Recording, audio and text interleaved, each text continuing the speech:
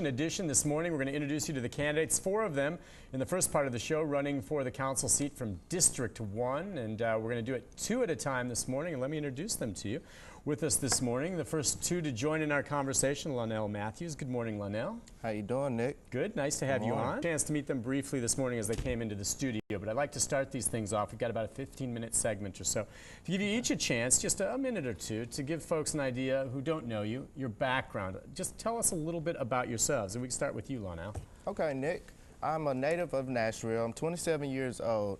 Graduated from Martin Luther King Magnet High, also from Tennessee State University in December '02 with a degree in accounting and business law.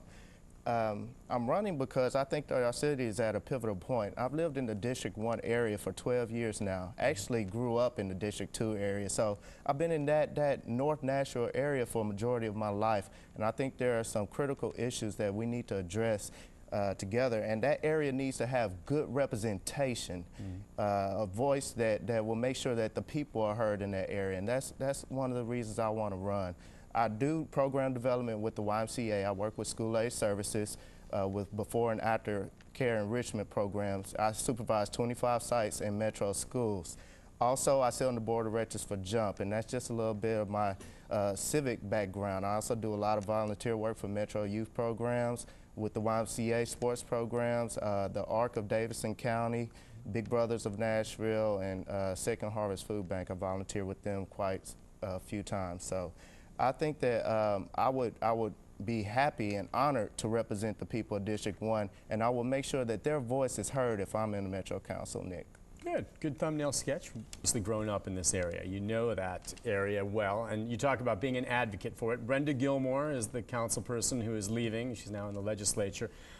Is it, and I don't know how familiar you are with the work that she's done, but I'm curious, is it that you felt that you weren't getting enough representation with her in that position? You want to continue what she was doing? And what do you think the issues are as you've lived there? You talk about what's important to you in that district specifically. In regards to Representative Council Lady Gilmore, a lot of people have asked who's going to replace Brenda in her seat, who's going to replace the work that she's done. And I don't think it's a question of who's replacing her. I do think it's a question of who's going to continue to build on the foundation that she's laid for our district. And that's one thing that I want to do. Some of the important issues that I feel are very important to District 1, like Brother Mason said, public safety is one of the most important issues in our district. I think that we need to do something about the gang intervention, and we also need to do something about illegal handguns on our street. There have been several homicides in our district within the past year, my brother being one of them, March of '06. And I think that that's something that we really need to focus on when we're looking at our district. Number 2, another issue is development. Like you said, District 1 has a very large landmass, and that landmass is all of 15 minutes away from downtown. So that area is going to be very heavily developed. We just need to make sure that the development doesn't interfere with the character of our neighborhoods and communities, and we need to be involved and play an integral part in the development to make sure that that doesn't happen. We don't get the developments in our neighborhood that we don't want, and it's developed how our neighbors see fit, and it doesn't bring our property values down. Right. Your brother was shot and killed? Yes. In the streets? Yes. There. I guess that next question comes, and this is more maybe a broad-based one. I think all the council members who are going to be, or the folks running are going to be looking at this, is law enforcement and the safety in our streets. In your view, and we can start with you on this one, Lonnell, I mean, do you think the Metro Police Chief is doing enough in terms of the violent crime, and especially, speaking as where, you've suffered a personal loss this way, how do you feel law enforcement has done in terms of cracking down on the violent crime?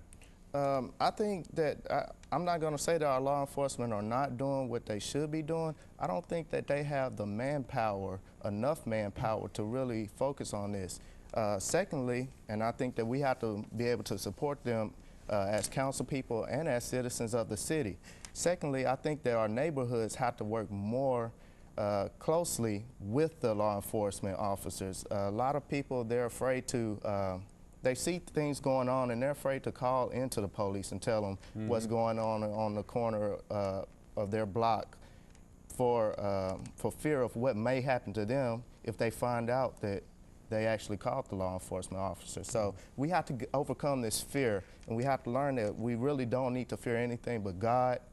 And if we do that, I think that we could work closely with the law enforcement officers to make their jobs a bit easier. William? Council. You're going to get a lot of phone calls. You're going to have a lot of people. You know how it is. You have to be constantly accessible to your constituents if you're elected. And I know both of you are going to sit here and say, you will be. I mean, and I've seen in the past, you know, council members sometimes that are sometimes hard to reach. Right. And, you know, maybe some of the viewers are wondering, well, between these two fellows, they seem like both pretty sharp. But, you know, if they're elected, will I be able to get in contact with them if I have a complaint, question, or comment about something happening? Let me ask you, what kind of philosophy do you have in terms of constituent services and how you'll make sure you'll be available to those who want to reach you?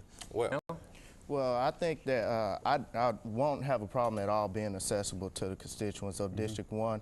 Because you guys are both pretty busy guys. You named out, you're busy, you do a lot of stuff you'll be balancing with being a council member. I am a busy guy, and working with before and after school programs, I deal with a lot of families, a lot of parents, my co-workers. We really have to be accessible to those parents all times of the day, because they can't just call during the core part of the day. They're at work too. So a lot of dialogue that I have with parents come after hours, come all times of the night. And I'm accessible to those parents, and like I said, I supervise 25 schools in Davidson County, in the Donaldson area and in the West Nashville area. So I'm pretty accessible to those parents and those participants in our programs. But for the district, I will have an open door policy. Anything that you need, anything that you have to say, you can knock on my door, you could call my phone, you could send me an email. Any way that you have to get in contact with me, I will address the issue in a timely manner. Great. Okay. Listen, this, like I said, 15 minutes rips by quickly, and I wanted to give you each an opportunity, a couple minutes or so, to make one final pitch. If there's something we haven't touched on that you want to say to the voter about why they might want to elect you to the Metro Council, and why don't you go ahead? I'm going to keep my closing very simple, and it's really like this. If you want to invest in our children and you want to invest in their public safety and our public safety of the neighborhood, vote for Lonnell Matthews. If you want to invest in public education, a better system for our children to build life skills, family skills, quality of life skills within our children, vote for Lonnell Matthews.